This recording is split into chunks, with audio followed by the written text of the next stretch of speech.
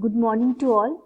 My name is Neha Khaitan, Assistant Professor, Don Bosco Institute of Management, Assam Don Bosco University. My topic is Managing Digital Revolution, Creating Future India. This is the outline of my presentation. First, we'll talk about the background, introduction, people-centric digital revolution, digital India, then digital revolution, challenges, and an example of Kenya, and building inclusive digital economies in relation to mental health, and lastly the conclusion. Now about the topic, we know that most of the people in the world at least spend an hour in a day on net, and people are exposed to internet and other digital ways of technology in their day-to-day life. Thus, managing digital revolution is the need of the hour. Just bringing the digital revolution is not a right thing. How to manage and address the changes with regard to its adaptation, how to use it properly for the betterment of people's lives, checking abuse and misuse of digital data and technology, security and privacy issues, low literacy levels, the fear factor, inconvenience are some of the concerns in building inclusive digital economies. We have also seen a lot of mental stress, anxiety, and lot of distraction which is associated with increasing digital technology and virtual world, and that is why the topic is managing digital revolution. How to manage this digital revolution? Just bringing about it is not a big thing, but how to address its challenges, how to take care of the managing of the digital revolution in a more proper manner.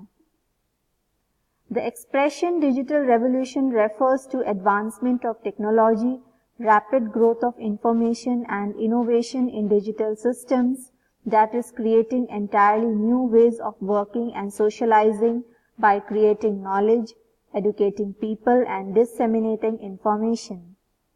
So the digital revolution is not only about technology, it's about people embracing digital. It's a people-centric digital transformation.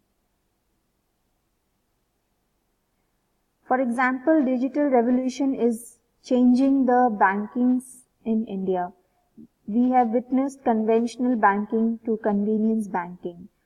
There is a lot of changes happening in social media through viral marketing, through online branding, and then we have seen a lot of changes happening in people's interaction in their day-to-day lives, in lot of business and other activities.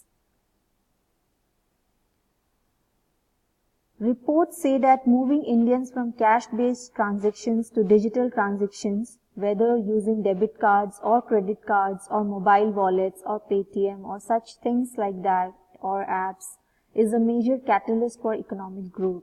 We know that Indian economy is mostly a cash-driven economy. So moving from cash-driven economy to a cashless economy will pave the way that to manage the digital revolution. How to bring about this change? How to bring about these changes in our society, in the mindset of the people.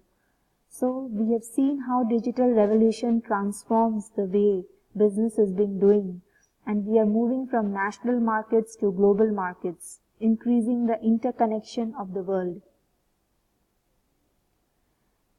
The Government of India has launched the Digital India program to boost the digital activities and to boost the digital penetration in Indian economy. The various schemes which are being launched by the Government of India are Jan Dhan Yojana, Digital India, Direct Benefit Transfer, Aadhaar Scheme, Bhim app, eBiz, ePanchayat, ePathshala, DigiLocker, My Government app, and many others. Now, we have already said that digital revolution is a people-centric organization. It's a people-centric revolution. Each society is at the different stages of its revolution. So this will bring about a more cultural economic revolution. This involves the changing of the mindset. This involves the changing of the habits. We have seen people are mostly, in India we have seen, are mostly prone to cash and they believe in cash transactions. So changing in the habit, changing in the mindset, the outlook of the people in thinking takes time and resources. So this will involve a migration to new social and cultural patterns and the habits. So digital revolution is a more of an economic cultural revolution. But there are a lot of changes in shifting consumer behavior. Now what are the challenges in digital revolution? India has to contend with a geographical and cultural divide. We know that India is a land of diversity, and I don't need to explain it further that what kind of different diverse areas we have. What are the different diversities with respect to India we have witnessed. We have security issues and privacy issues in digital revolution, financial literacy and consumer awareness, lack of training at all levels on the changing trends in information technology, the fear factor, the convenience factor, the lower literacy levels, all these poses the new challenges for the digital revolution.